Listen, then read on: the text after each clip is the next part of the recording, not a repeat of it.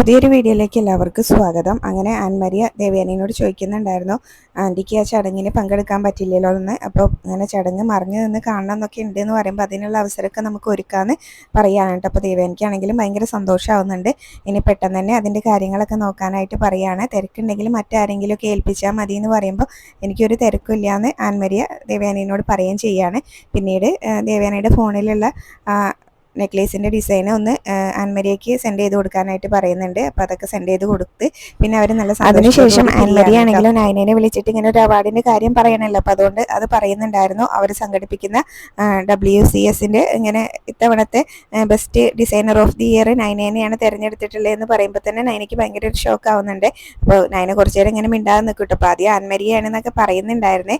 അപ്പോൾ അന്ന് ചാനലിൽ ഇങ്ങനെ റിപ്പോർട്ട് കൊടുത്തിരുന്നതെല്ലാം ആൻമരിയാണല്ലോ. അപ്പോൾ നൈനയ്ക്ക് അറിയാം ഇങ്ങനെ ദേവയാനിയുടെ ഫ്രണ്ട് ഗ്രേസി ആൻറ്റിയുടെ മോളാണെന്നൊക്കെ. അപ്പോൾ അതും ചോദിക്കുന്നുണ്ടായിരുന്നു കേട്ടോ. ഗ്രേസി ആൻറ്റിയുടെ മോളല്ലേ എന്ന് ചോദിക്കും ആൻമരിയനോട്. അപ്പോൾ എന്നെക്കുറിച്ച് അവിടെ ആരെങ്കിലും പറഞ്ഞിട്ടുണ്ടായിരുന്നോ എന്ന് ചോദിക്കുമ്പോൾ അന്ന് ചാനലിൽ ഇങ്ങനെ ഇതൊക്കെ റിപ്പോർട്ടൊക്കെ വന്ന ശേഷം ആദർശേട്ടൻ പറഞ്ഞിട്ടുണ്ടായിരുന്നു അമ്മയുടെ ഫ്രണ്ട് ഗ്രേസി ആൻറ്റിയുടെ മോളാണ് ആൻമരിയ എന്ന് പറഞ്ഞിട്ടുണ്ടായിരുന്നു എന്ന് പറയൂ കേട്ടോ.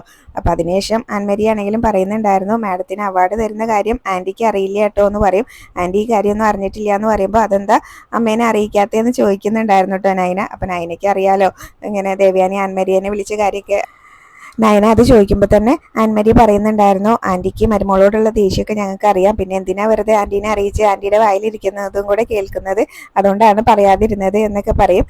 എന്നിട്ട് പിന്നെ ഡേറ്റും കാര്യങ്ങളൊക്കെ പിന്നീട് അറിയിക്കാന്നൊക്കെ പറഞ്ഞ് കോള് കട്ട് ചെയ്യാണ് കേട്ടോ. പിന്നീട് നൈനയാണെങ്കിലും ഓരോ കാര്യങ്ങൾ ഇങ്ങനെ ചിന്തിച്ചുകൊണ്ട് ഇങ്ങനെ നിൽക്കുകയാണ് കേട്ടോ. അപ്പോൾ ഇതെന്തായാലും ഞാൻ ആരോടും പറയാൻ പോകുന്നില്ല, ഞാൻ അറിഞ്ഞ കാര്യങ്ങൾ ഞാൻ എൻ്റെ മനസ്സിൽ തന്നെ വെക്കുള്ളൂ. അപ്പോൾ ആൻമരിയെ പറഞ്ഞിട്ട് ഇവിടെ എല്ലാവരും അറിഞ്ഞാൽ മതി എന്നൊക്കെ ഇങ്ങനെ മനസ്സിൽ ഓർക്കുന്നുണ്ട്. അപ്പോൾ ദേവയാനിയാണ് ഇതിൻ്റെ പിന്നിൽ എന്നുള്ള കാര്യം നൈനയ്ക്ക് അറിയാവുന്നതുകൊണ്ട് തന്നെ അതാണ് കേട്ടോ നൈനയുടെ തീരുമാനം. പിന്നീട് നമ്മുടെ അനാമികയാണെങ്കിലും വേണുവിന് മരുന്ന് എന്തൊക്കെയോ കയ്യിൽ പുരട്ടി കൊടുക്കുന്നുണ്ടായിരുന്നേ. ആ സമയത്ത് വേണു പറയാണ്, മോളെ ഒന്ന് പതുക്കെ, ഇതിപ്പോൾ എല്ലൊക്കെ ഒടിഞ്ഞിട്ടുണ്ട് എന്നാണ് തോന്നുന്നത്, വല്ല ആയുർവേദ ഹോസ്പിറ്റലിലും പോയി ഒഴിച്ചിലും പിഴിച്ചിലൊക്കെ നടത്തേണ്ടി വരും എന്ന് പറയാണ് കേട്ടോ. അപ്പോൾ രേവതിയുടെ കാര്യം അങ്ങനെ തന്നെയാണ്.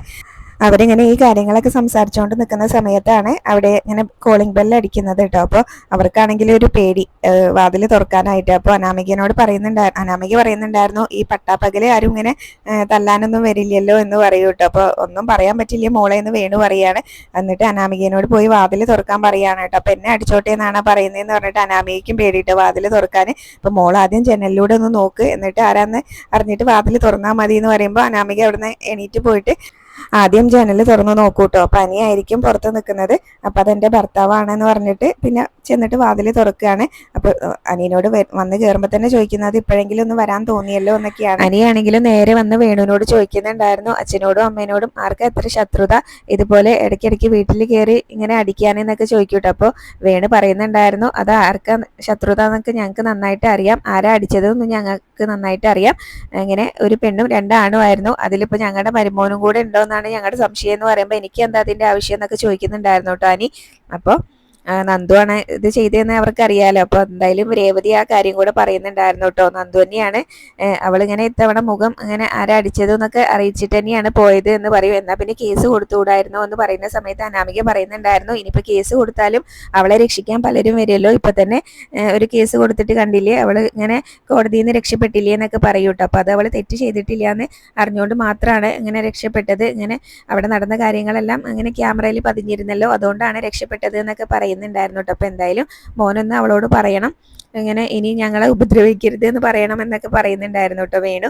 പിന്നീട് അനാമികയോടാണെങ്കിലും രേവതി ഇങ്ങനെ ചായ ഇട്ട് കൊടുക്കാൻ പറയാനായിട്ട്, എനിക്കൊരു ചായ ഇട്ട് കൊടുക്കുമെന്ന് പറയാണ്. അപ്പോൾ അതിനിപ്പോൾ ഇവൾക്ക് ചായ ഇടാനൊക്കെ അറിയുമെന്ന് പറയുന്ന സമയത്ത് അനാമിക പറയുന്നുണ്ടായിരുന്നു, കളിയാക്കൊന്നും വേണ്ട, എനിക്കൊരു ചായ ഇടാനൊക്കെ അറിയാമെന്ന് പറഞ്ഞ് അവിടെ നിന്ന് അങ്ങ് പോകട്ടോ. അതിനുശേഷമാണ് ഇങ്ങനെ അനീനോട് വേണു പറയുന്നത്, ഇനിയെങ്കിലും മോൻ നന്ദുവിനോടൊന്ന് പറയണം ഞങ്ങളെ ഉപദ്രവിക്കരുത്. വേണു അങ്ങനെ പറയുന്ന സമയത്ത് തന്നെ അനി ചോദിക്കുന്നുണ്ടായിരുന്നു, അതിന് നന്ദു എന്തിനാ നിങ്ങളെ ഉപദ്രവിക്കുന്നത്, അപ്പോൾ നന്ദുവിനെ കള്ളക്കേസിൽ കുടുക്കിയത് നിങ്ങളാണോ എന്നൊക്കെ ചോദിക്കും കേട്ടോ. അപ്പോൾ അത് കേൾക്കുന്ന സമയത്താണെങ്കിലും വേണുവിന് ഒരു ഞെട്ടലൊക്കെ ഉണ്ടാവുന്നുണ്ട് കേട്ടോ. അപ്പോൾ ചിലപ്പോൾ ആയിരിക്കും, അതുകൊണ്ടായിരിക്കുമല്ലോ അച്ഛൻ കോടതിയിലേക്ക് വന്നതൊക്കെ എന്ന് പറയുമ്പോൾ, അത് മോനെ അനന്തപുരിയിലെ 2 മരുമക്കളുടെ അനിയത്തിയല്ലേ അവളെ ജയിലിലേക്ക് കൊണ്ടുപോയിട്ടുണ്ടെങ്കിൽ ഞങ്ങൾക്കും കൂടെ അല്ലേ അതിൻ്റെ നാണക്കേട്, അപ്പോൾ കേസ് ജയിക്കുമോ എന്നൊക്കെ അറിയാൻ വേണ്ടിയിട്ട് വന്നതാണ്, അല്ലാതെ ഒന്നുമല്ല എന്ന് പറയൂ കേട്ടോ. അപ്പോൾ അനിയാണെങ്കിലും പറയുന്നുണ്ടായിരുന്നു, എന്തായാലും ഉപ്പ് തിന്നവൻ വെള്ളം കുടിക്കുന്നു ഇങ്ങനെ പറയൂ കേട്ടോ. അപ്പോൾ പിന്നീട് ദേവയാനിയാണെങ്കിലും ആൻമരിയനെ കണ്ട് ഈ കാര്യങ്ങളൊക്കെ സംസാരിച്ച് വീട്ടിലേക്ക് തിരിച്ചു വരികയാണ് കേട്ടോ. അപ്പോൾ നയന ദേവയാനിയുടെ അടുത്തേക്ക് വന്നിട്ട് ചോദിക്കുന്നുണ്ടായിരുന്നു, അമ്മ എവിടെ പോയതാന്ന് ചോദിക്കൂ കേട്ടോ. അപ്പോൾ ഞാൻ പോകുന്ന സ്ഥലമൊക്കെ നിന്നെ ബോധിപ്പിക്കണമെന്ന് പറഞ്ഞിട്ട് ദേവയാനി കുറച്ച് ദേഷ്യത്തിൽ തന്നെയാണ് കേട്ടോ സംസാരിക്കുന്നത്. അല്ല അമ്മ ഒറ്റയ്ക്ക് പുറത്ത് പോയോണ്ട് ചോദിച്ചാണെന്ന് പറയും. അപ്പോൾ ഇതിന് മുന്നേ ഞാൻ ഇങ്ങനെ ഒറ്റയ്ക്ക് പുറത്ത് പോകാറുണ്ടല്ലോ, പിന്നെ എന്തിനാ അതിൽ ചോദ്യം ചെയ്യാൻ നിൽക്കുന്നതെന്ന് ചോദിക്കുകയാണ് കേട്ടോ. അപ്പോൾ ഈ ചൂടത്ത് അമ്മ പുറത്ത് പോയോണ്ട് ചോദിച്ചതാണ്, മറ്റൊന്നുമല്ല എന്ന് പറയും. എന്നിട്ട് നയന പറയുകയാണ്, എനിക്ക് അമ്മേനോട് ഒരു കാര്യം പറയാനുണ്ട് എന്ന് പറയട്ടെ. അപ്പോൾ എന്താന്ന് ചോദിക്കും. അപ്പോൾ ആൻമരിയെ വിളിച്ചിട്ടുണ്ട് എന്നിങ്ങനെ പറയുന്ന സമയത്ത് ഏത് ആൻമരിയാന്നൊക്കെ ഇങ്ങനെ ചോദിക്കുകയാണ് കേട്ടോ. അപ്പോൾ ഗ്രേസി ആൻറ്റിയുടെ മോള്, ഓ അവളെന്തിനാ നിന്നെ വിളിച്ചതെന്ന് ചോദിക്കും. അപ്പോൾ ഈ അവാർഡിൻ്റെ കാര്യമൊക്കെ നയന ദേവയാനിനോട് പറയുന്നുണ്ടായിരുന്നു കേട്ടോ. അപ്പോൾ ഇത് ഞാൻ മറ്റാരോടും പറഞ്ഞിട്ടില്ല, അമ്മേനോട് ആദ്യം പറയണമെന്ന് തോന്നി എന്നൊക്കെ പറയാണ്. അപ്പോൾ നീ അതൊക്കെ വെറുതെ പറയുന്നതായിരിക്കും, നീ നിൻ്റെ വീട്ടിലേക്കൊക്കെ ആദ്യം വിളിച്ചറിയിച്ചിട്ടുണ്ടാവും എന്നൊക്കെ പറയുമ്പോൾ നയന പറയുന്നുണ്ടായിരുന്നു, അങ്ങനെയൊന്നും ഇല്ല അമ്മേ, ഞാൻ ആദർശേട്ടനോടുകൂടി പറഞ്ഞിട്ടില്ല എന്നൊക്കെ പറയൂ കേട്ടോ.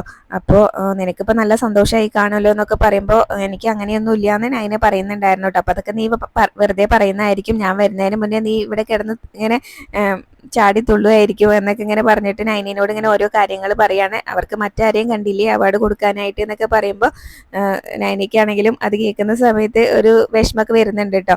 അപ്പം എന്തായാലും വളഞ്ഞ വഴിയിലൂടെ അല്ലേ നീ ഇങ്ങനെ അവാർഡ് നേടാൻ പോകുന്നത്, അപ്പം എന്തായാലും അവാർഡൊക്കെ പോയി വാങ്ങിച്ചോ എന്നൊക്കെ പറഞ്ഞിട്ട് അങ്ങ് പറയുന്നുണ്ടായിരുന്നു. ഞാൻ എന്തായാലും അവളെ ഒന്ന് വിളിച്ച് ചോദിക്കട്ടെ എന്നൊക്കെ ഇങ്ങനെ പറഞ്ഞിട്ട് പറയുകയാണ് കേട്ടോ ദേവയാനി. അപ്പം എന്തായാലും നയനയ്ക്ക് എന്തായാലും ദേവയാനിയുടെ മനസ്സറിയാലോ, ദേവയാനിയാണ് ഇതിൻ്റെ പിന്നിലെന്നും അറിയാം. അപ്പം അതുകൊണ്ട് തന്നെ നയന മനസ്സിലോർക്കുന്നുണ്ടായിരുന്നു, ഇനിയിപ്പോൾ ഞാൻ വളഞ്ഞ വഴിയിലൂടെയാണ് അവാർഡ് വാങ്ങിക്കുന്നതെങ്കിൽ എനിക്ക് അവാർഡ് വേണ്ട, എൻ്റെ അമ്മായിമ്മയുടെ മനസ്സിലുള്ളത് ഞാൻ എന്തായാലും പുറത്ത് കൊണ്ടുവരും എന്നുള്ള ആ ഒരു ചിന്തയിലാണ് കേട്ടോ.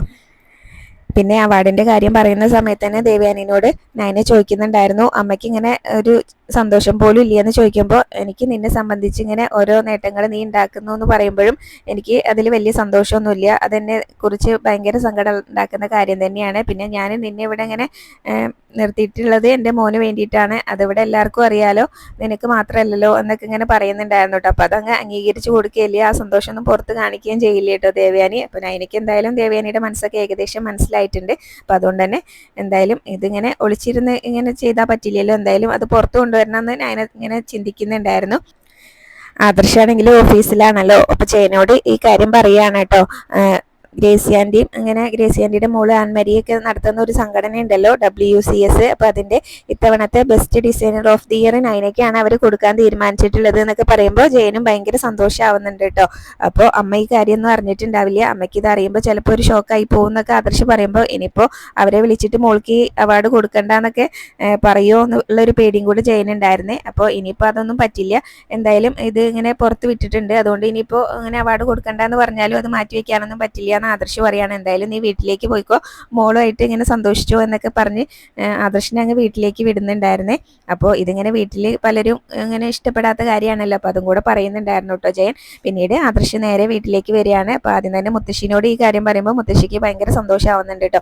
അപ്പോഴേക്കും ജാനകിയും ജലജയ്ക്കും അവിടെ വന്ന് നിൽക്കുകയാണ്.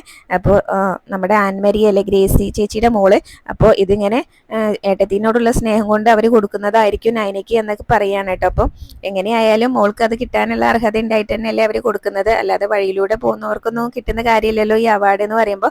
ഇപ്പോൾ പണം ഉണ്ടെങ്കിൽ വഴിയിലൂടെ പോകുന്നവർക്കും ഇങ്ങനെ അവാർഡൊക്കെ വാങ്ങിക്കാന്ന് പറയുന്ന സമയത്ത് എന്നാൽ പിന്നെ നീയും കൂടെ ഒന്ന് വാങ്ങിച്ചെടുക്കുന്ന ഇങ്ങനെ ജലജയോട് പറയുകയാണ് കേട്ടോ മുത്തശ്ശി. അപ്പോൾ ജലജ പറയുന്നുണ്ടായിരുന്നു, അതിന് ഞങ്ങളുടെ കയ്യിൽ പണം ഇല്ലല്ലോ എന്ന് പറയട്ടെ. അപ്പോൾ ജാനകി കൂടെ അതിൻ്റെ കൂടെ ചേർന്ന് അതങ്ങ് പറയുന്നുണ്ടായിരുന്നേ. അപ്പോൾ പിന്നെ നയനയുടെ കയ്യിലാണോ പണം എന്നിങ്ങനെ ആദർശ് ചോദിക്കുമ്പോൾ അവളുടെ കയ്യിൽ പണം വേണ്ടല്ലോ, നിന്റെ കയ്യിൽ നല്ല പൂത്ത പണം ഉണ്ടല്ലോ എന്ന് ജലജ പറയും. അപ്പം എന്തായാലും ഈ അവാർഡ് എങ്ങനെ കിട്ടിയെന്നൊക്കെ എനിക്ക് നന്നായിട്ട് അറിയാം, അതുകൊണ്ട് ഞാനിപ്പോൾ അതിനെ ഇടിച്ച് താഴ്ത്താനൊന്നും നിൽക്കുന്നില്ല എന്ന് ആദർശം പറയുകയാണ് കേട്ടോ. അപ്പം നയനയുടെ കഴിവുകൊണ്ട് തന്നെയാണ് കിട്ടിയതെന്ന് അറിയാലോ. അപ്പോൾ ദേവയാനി അവിടേക്ക് വരുന്നുണ്ടായിരുന്നു കേട്ടോ. അപ്പോൾ ഏട്ടത്തി അറിയാതെ ആയിരിക്കും അവർ ഈ അവാർഡ് കൊടുക്കാൻ പോകുന്നത്, അതുകൊണ്ടായിരിക്കും എന്നൊക്കെ ഇങ്ങനെ പറയുകയാണ്. അപ്പോൾ ഏട്ടത്തിനോടുള്ള സ്നേഹം കൊണ്ടുകൂടിയൊക്കെ ആയിരിക്കും അവർ ഈ അവാർഡ് നയനിക്ക് കൊടുക്കാൻ തീരുമാനിച്ചതെന്നൊക്കെ പറയുമ്പോൾ മുത്തശ്ശനും മുത്തശ്ശിക്കൊക്കെ ഭയങ്കര സന്തോഷം തന്നെയാണ്. മുത്തശ്ശനെ ഇത് അറിഞ്ഞിട്ടുണ്ടെങ്കിൽ മോളെ അഭിനന്ദനങ്ങൾ കൊണ്ട് മൂടിയേനെ എന്നൊക്കെ പറയും. അപ്പോൾ മുത്തശ്ശനെ ഇവിടെ ഇല്ലാതായിപ്പോയി എന്നൊക്കെ പറയട്ടെ. അപ്പോൾ ദേവയാനി അവിടെ വന്നിട്ട് ഇങ്ങനെ പറയുന്നുണ്ടായിരുന്നു, എന്തായാലും ഞാൻ അവളെ ഒന്ന് വിളിക്കട്ടെ എന്നൊക്കെ പറയട്ടെ. അപ്പോൾ ഇനി ഇങ്ങനെ മോൾക്ക് അവാർഡ് കൊടുക്കണ്ടെന്ന് പറയാനാണ് എന്നുണ്ടെങ്കിൽ അത് വേണ്ട ദേവയാനി എന്നൊക്കെ പറഞ്ഞ മുത്തശ്ശിയാണെങ്കിലും ദേവയാനീനെ ഇങ്ങനെ ദേവയാനിനോട് പറയുന്നുണ്ടായിരുന്നു കേട്ടോ. അപ്പം എന്തായാലും പിന്നീട് മോള് അവാർഡൊക്കെ പോയിട്ട് വാങ്ങിച്ചിട്ട് വരണം എന്നൊക്കെ പറഞ്ഞ് നയനി ആദർശിനി അവിടെ നിന്ന് അങ്ങ് പറഞ്ഞയക്കുന്നുണ്ടായിരുന്നേ. ഇനിയിപ്പോൾ എന്തായാലും ഭാര്യ അവാർഡൊക്കെ വാങ്ങിക്കാൻ പോവല്ലേ, അതുകൊണ്ട് ഭാര്യനോടുള്ള സ്നേഹമൊക്കെ കൂടിയിട്ടുണ്ടാവും. അതുകൊണ്ട് മോളെ പോയി സ്നേഹിച്ചോ എന്ന് പറഞ്ഞ് അവർ രണ്ടുപേരെയും അവിടെ നിന്ന് അങ്ങ് പറഞ്ഞയക്കുന്നുണ്ടായിരുന്നു കേട്ടോ. നയനി ആദർശം പോകുന്ന സമയത്താണെങ്കിൽ ദേവയാനി ചിരിച്ചോണ്ട് അതൊക്കെ ഇങ്ങനെ കേട്ട് മുത്തശ്ശി പറയുന്നതെല്ലാം കേട്ട് നല്ല സന്തോഷത്തിൽ ഇങ്ങനെ നിൽക്കുകയാണ്. അപ്പോൾ ജലജയാണെങ്കിൽ ഇത് കാണുമ്പോൾ ജാനകിനെ തട്ടി കാണിച്ചു കൊടുക്കുകയാണ് കേട്ടോ. അപ്പോൾ ഏട്ടത്തിക്കും ഭയങ്കര സന്തോഷം ഉണ്ടെന്ന് തോന്നുന്നുണ്ടല്ലോ എന്ന് പറയുമ്പോൾ ജാനകി അല്ല ദേവയാനി പെട്ടെന്ന് തന്നെ മുഖം അങ്ങ് മാറ്റിയാണ് കേട്ടോ. ഞാൻ അമ്മ പറയുന്നത് കേട്ടിട്ട് ചിരിച്ചതാണ്, അല്ലാതെ എനിക്ക് വലിയ സന്തോഷമൊന്നുമില്ല എന്ന് പറയട്ടെ. അപ്പോൾ അവരെന്താ എന്നോട് പറയാതെ ഇങ്ങനെ ഒരു കാര്യം തീരുമാനിച്ചെന്ന് എനിക്കറിയണമല്ലോ, അപ്പോൾ ഞാനൊന്ന് അവരെ വിളിച്ച് നോക്കട്ടെ എന്നൊക്കെ ഇങ്ങനെ പറയുകയാണ്. അപ്പോൾ ആ സമയത്ത് ജലജ പറയുന്നുണ്ടായിരുന്നു, ഇനി ഇതുപോലുള്ള അവാർഡൊന്നും ഇങ്ങനെ അവർക്ക് കൊടുക്കരുതെന്നും കൂടെ പറഞ്ഞേക്കെന്ന് പറയുമ്പോൾ മുത്തശ്ശിക്ക് അത് ഇഷ്ടാവുന്നില്ലേ. അപ്പോൾ മുത്തശ്ശി പറയുന്നുണ്ടായിരുന്നു, ഇങ്ങനെ ഇത്രയും വലുതായി പോയി, അല്ലെങ്കിൽ തല്ലുകൊള്ളിത്തരാണെന്ന് ഇപ്പോൾ ഈ പറയുന്നതെന്നൊക്കെ ഇങ്ങനെ പറയൂ കേട്ടോ. അപ്പോൾ ജലജയാണെങ്കിലും ഇങ്ങനെ ദേഷ്യത്തിൽ നിൽക്കുകയാണ്. അപ്പോൾ ദേവയാനിയാണെങ്കിലും ഭയങ്കര സന്തോഷത്തിൽ ഇങ്ങനെ നിൽക്കുന്നിടത്താണ് കേട്ടോ ഇന്നത്തെ എപ്പിസോഡ് അവസാനിച്ചിട്ടുള്ളത്.